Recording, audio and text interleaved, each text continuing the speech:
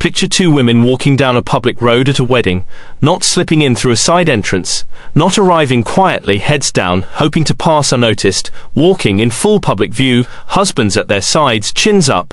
Beatrice and Eugenie had apparently been uncertain whether to attend Peter Phillips' wedding to Harriet Sperling at all, and then reportedly the emails arrived. Their father, Andrew Mountbatten Windsor, 66, stripped of his title in October 2025, credibly linked to Jeffrey Epstein, one of the most reviled men in modern royal history, had written to his daughters telling them to attend, to show the world they were fighters, to carry themselves as princesses of blood who deserved to be treated properly. They went, they walked that road, and they made sure everyone could see them doing it. The question is not whether it was brave.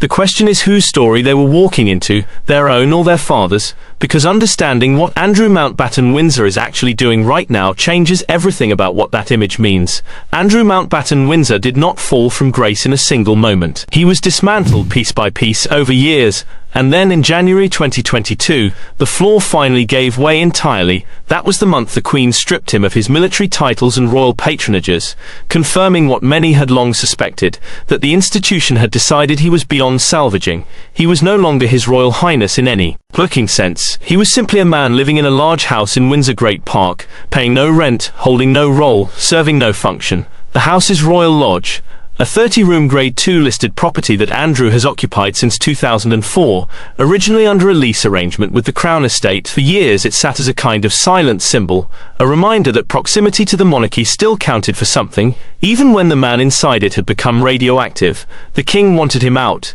There were disputes, there were lawyers, the eviction battle dragged into 2025 before a resolution was finally forced through. His daughters watched all of this happen.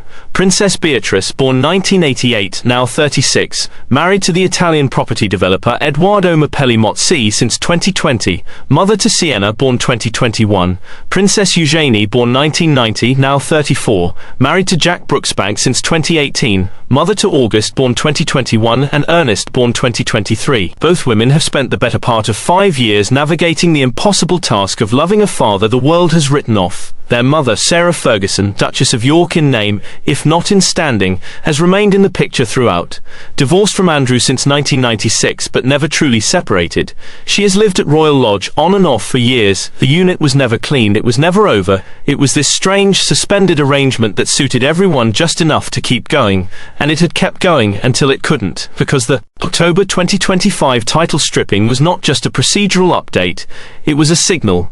It was the palace drawing a final, unambiguous line, and the people closest to Andrew were about to find out exactly which side of it they stood on. Sarah Ferguson found out the same way most people did, not through a private call from a courtier, not through a carefully managed briefing from Buckingham Palace Communications. She read it in the news. A woman who had spent the better part of 3 decades orbiting the institution that discarded her, who had rebuilt herself through memoirs, weight loss programs, television appearances, and sheer force of personality, learned that the man she never quite stopped loving had been stripped of his final royal dignities through a press release. That detail alone tells you something about how completely Andrew had burned through whatever goodwill remained inside those walls. The King's decision, formalised in October 2025, removed Andrew's status as a Councillor of State. This was the last substantive royal function he held. Councillors of State exist as a constitutional safety net. They can stand in for the monarch during illness or absence, signing documents, receiving ambassadors, keeping the machinery of the crown turning. It is not glamorous work, but it is work. It is purpose, and for a man who had defined his entire identity around military rank, royal duty, and the privileges of proximity to power, losing even that vestigial function was not a minor administrative correction. It was an erasure. Charles had reportedly been patient. Those close to the situation described years of quiet negotiations, of Andrew being given opportunity after opportunity to understand the position he was in. The Epstein scandal had broken publicly in 2019 with the catastrophic Newsnight interview. An interview so strategically disastrous that media analysts still use it as a case study in how not to manage a crisis.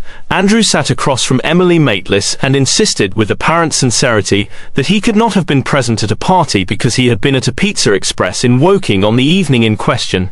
He described an inability to sweat as his his alibi, he was asked about a photograph of him with his arm around a 17-year-old Virginia Giuffre, and he questioned the authenticity of his own hand. The public did not forgive him. They did not even particularly believe him. Within days he had stepped back from royal duties. Within weeks his patronages began to dissolve. Within months the military titles went. The process was not swift, it was grinding, methodical, and utterly without sentiment. What changed in 2025 was not the underlying scandal. It was patience. Charles, now king, had been willing for a time to allow the fiction that Andrew might rehabilitate his position. That fiction had become untenable. A civil settlement with Virginia Giuffre in February 2022 had resolved the lawsuit but resolved nothing else. There was no admission of liability, but neither was there any exoneration, and the British public drew their own conclusions. Andrew had paid an undisclosed sum, reportedly in the range of £12 million, though neither party confirmed that figure, and then apparently genuinely expected, that life might return to something resembling normal. It did not. The Royal Lodge situation became the most visible front in a slow-motion war of attrition. Andrew had held a 75-year lease on the property, a grace and favour arrangement that reflected his former status. As that status evaporated, the logic of the arrangement evaporated with it. The Crown Estate had been making clear for some time that the property required millions in renovation work, and that it was not prepared to fund the upkeep of a home for a man who was no longer performing any royal function. Andrew refused to move. He dug in. Sources described him as genuinely convinced that he had rights to the property that could not simply be revoked, that the lease was a contract, not a favour, and that contracts had to be honoured regardless of the surrounding circumstances. That conviction appears to have accelerated the timeline considerably, because here is the thing that the public narrative consistently underestimates about Charles III. He is not impulsive. He waited. He calculated. And when he moved in a way that left no room for negotiation. The title stripping in October 2025 was not an emotional reaction. It was the final step in a sequence that had been planned carefully enough to be irreversible. By the time it was announced, every supporting structure had already been removed. There was nothing left to appeal to, no remaining title to leverage, no royal function that created obligation. Andrew was not just being disciplined, he was being made structurally irrelevant. And this is the detail that reframes everything. Because the assumption that had quietly underpinned years of coverage, years of public speculation, years of Beatrice and Eugenie carefully performing normalcy at royal engagements, was that the palace still needed Andrew to cooperate, that there was some mutual dependency, however uncomfortable, that would prevent the situation from reaching its logical conclusion. Royal families protect their own, the reasoning went. The institution closes ranks. The scandal gets managed, contained, eventually forgotten. But Charles made a different calculation entirely. He looked at the cost of continuing to manage Andrew's presence against the cost of excising him completely. And he chose excision. He decided that the monarchy's long-term credibility was worth more than whatever short-term disruption came from finally, formally and publicly cutting the line. Which means the question was never really whether Andrew would survive this. The question was who else would be standing close enough to him when the ground gave. But the answer to that question is uncomfortable, and it points somewhere most royal commentators are reluctant to go. Sarah Ferguson has spent the better part of 3 decades performing the role of sympathetic bystander, the wronged wife, the woman Andrew kept circling back to despite everything. There is genuine affection there probably, and genuine dysfunction too, in the way that only long-term entangled people can produce. But her proximity to Andrew at Royal Lodge was never just sentimental, it was strategic, for both of them. He provided legitimacy. She provided the suggestion of domestic normality. Together they constructed a fiction that served them mutually, and the fiction held longer than it had any right to. The fiction is over now, and the question of what that costs Sarah Ferguson specifically is one that the palace has almost certainly already answered, even if she hasn't been told directly, because this is the thing that gets lost when people treat this story as purely about Andrew. The institution doesn't just make decisions about individuals, it makes decisions about households, associations, adjacencies. When Charles decided that Andrew's presence had become a liability too large to absorb, he was also making a decision about every person whose fortunes were tied to Andrew's continued relevance. That is not collateral damage, that is the mechanism. That is how these things work. Beatrice and Eugenie understand this better than anyone. They have spent years executing a careful, largely successful strategy of separating their public identities from their father's wreckage. Beatrice especially has built something credible, a professional life, a marriage to Edoardo Mapelli Mozzi that projects a kind of grounded normalcy, A deliberate distance from the theatre of scandal. That distance was not accidental. It was constructed, maintained, and almost certainly advised. The palace's fingerprints are on it.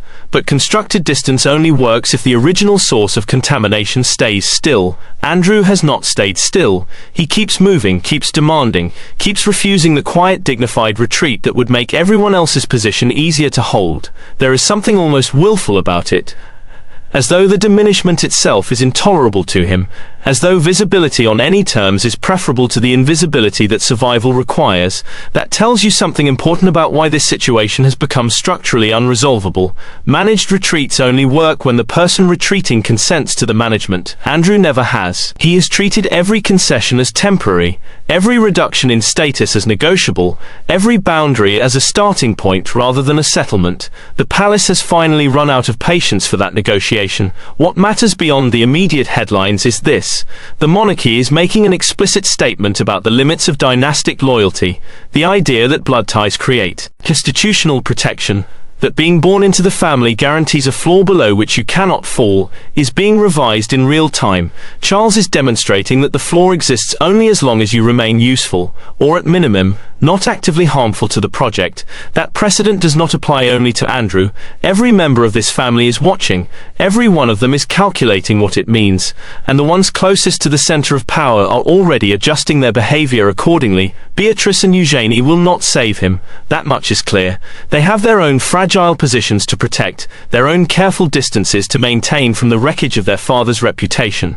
Love in this family has always had to coexist with strategy. Right now, strategy is winning. Andrew will leave Royal Lodge. Whether he leaves quietly or makes one final, undignified attempt to relitigate the decision is perhaps the only remaining question. Given everything we know about how he has operated for the past 3 years, the delays, the appeals, the studied refusal to accept that the answer is final, do not expect a graceful exit. Expect theatre. Expect one more round of briefings, one more suggestion that a compromise is being discussed.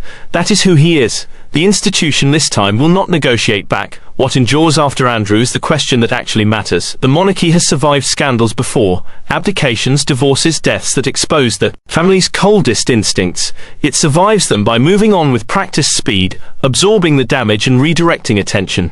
Charles understands this. The public removal of Andrew is itself a form of damage control, a signal that the institution can self-correct when the cost of loyalty becomes too high. The tragedy, if you can call it that, is that Andrew almost certainly still does not understand why this happened.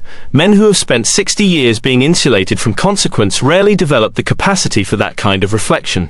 He will blame advisors. He will blame the press. He will blame Charles. He will not blame himself. And the palace will have moved on before he finishes forming that thought. If you want to keep following how the British royal family is actually operating behind the official version of events, subscribe to Regal Desk. Next, we are looking at the quiet but significant shifts happening around William and Catherine, and what they signal about where the monarchy is really heading.